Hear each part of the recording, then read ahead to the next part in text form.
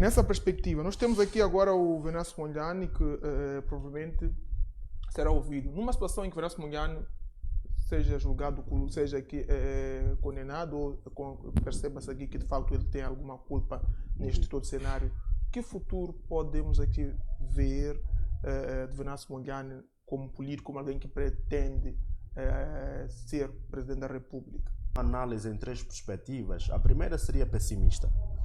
A perspectiva pessimista, estaríamos a dizer que o Venâncio Mondlane poderia ser ouvido, poderia ser arrolado as matérias que são imputadas a si sobre os potenciais ou os possíveis crimes cíveis.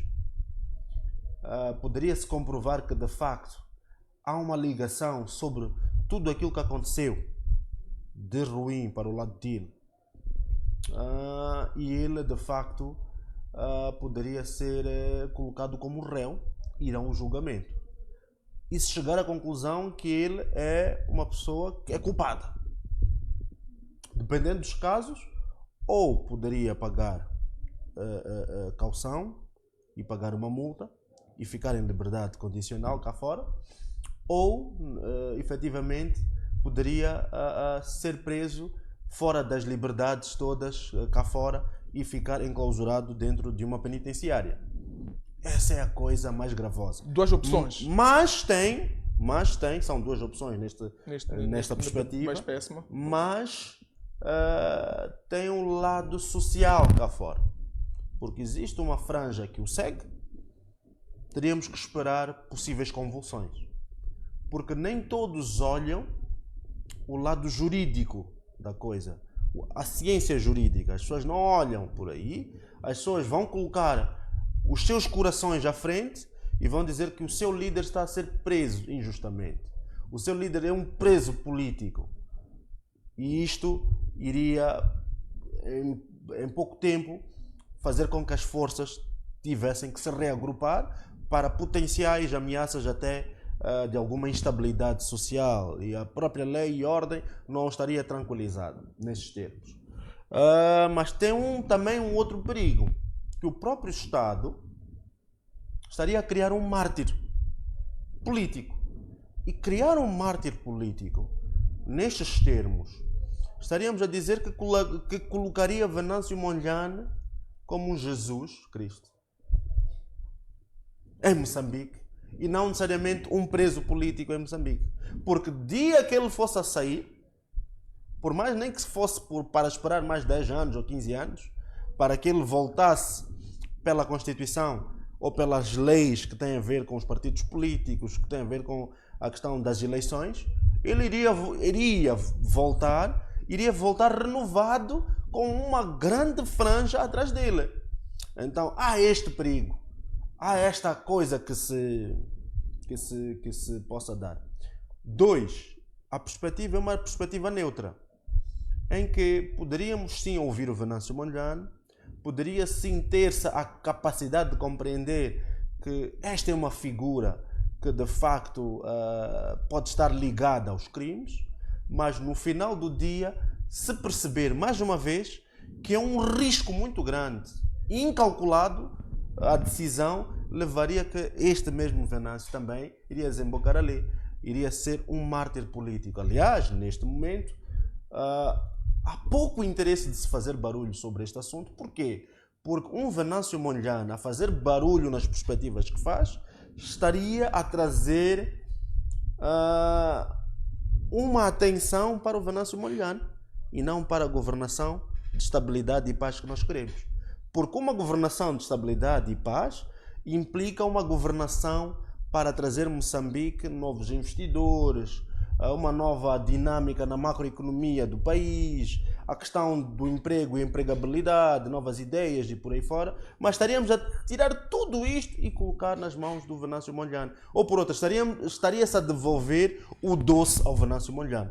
Por isso que é muito importante este terceiro ponto que eu vou dizer. O terceiro ponto qual é?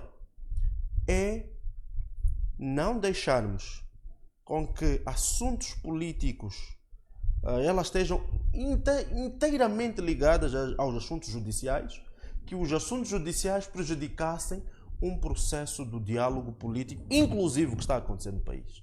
O diálogo político inclusivo deve ser a bandeira que ultrapassa as fronteiras da interdependência dos órgãos de soberania, na perspectiva de salvaguardar a estabilidade necessária pela qual nós queremos em Moçambique para a construção de uma democracia, ou pelo menos da imagem da democracia que todos nós queremos.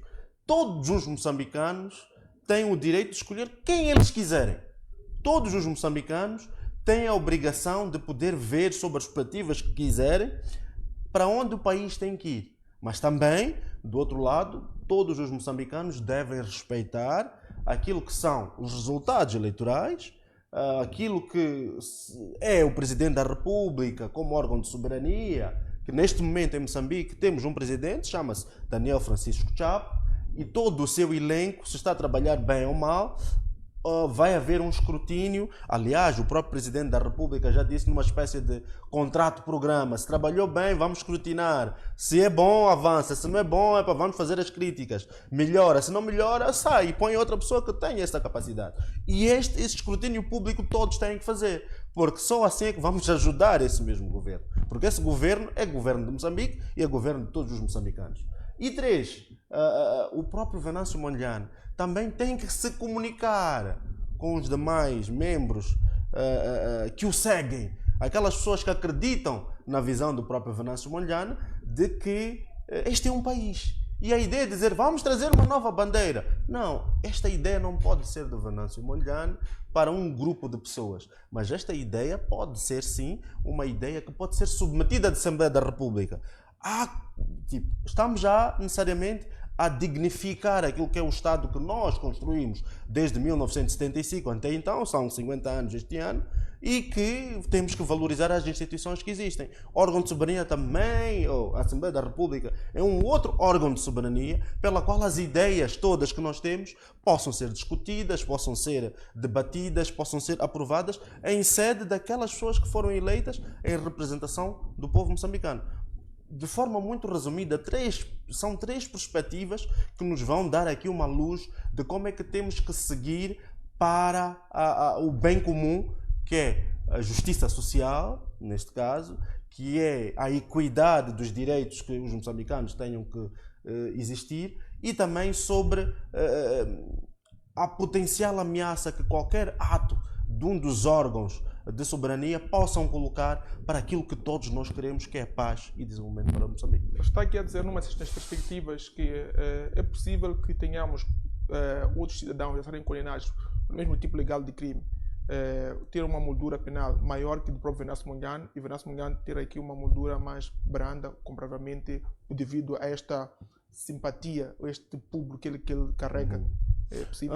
Eu não estou a falar sobre as molduras penais. Okay. Eu estou a falar sobre decisões que possam ser tomadas sobre o olhar muito mais atento, isto na perspectiva mais positiva, claro, sobre num dos pontos em que, sim, a inclusão ou no diálogo político nacional de facto vai beneficiar e vai ser a bandeira para fazer com que as mazelas do passado não nos alertem, ou pelo menos, sim, vão nos alertar, sim, mas não nos tenham que preocupar para aquilo que é o bem maior que nós temos que ter hoje. Existem, sim, demais pessoas, porque essas pessoas, de forma real, são essas que cometeram os crimes de forma muito mais real. Tipo, são pessoas que foram queimar antenas, são pessoas que partiram vidros de carro de outras pessoas, que de facto tiraram as liberdades, que cooptaram as liberdades individuais de certas pessoas. Não vamos esquecer que existem pessoas que até deram luz na estrada porque as vias estavam bloqueadas. Tem pessoas que até extorquiam outras demais pessoas com portagens fictícias. O que é que nós estamos a dizer? Que existem pessoas reais que cometeram crimes reais. E essas pessoas devem ser recordadas da existência do Estado. Mas agora, uma outra pessoa como Venâncio Mondlane, aí tem que se fazer um jogo de análise político-social muito grande para ver os riscos sobre o que é que nós queremos, o que é que nós temos, o que é que nós não queremos. Toda esta ginástica tenha que acontecer para que Moçambique não volte, por exemplo, para uma crise pós-eleitoral. Eu acho que vai se recordar que tivemos dos piores 3, 4 meses em Moçambique. Acho que dentro até da cidade de Maputo, mesmo quando aconteceram guerras no passado, não houve uma coisa similar. Então, estamos a dizer que nós não queremos voltar a este nível, mas sim temos que sempre encontrar formas no diálogo, na conversa, no pensamento comum sobre aquilo que nós queremos para Moçambique.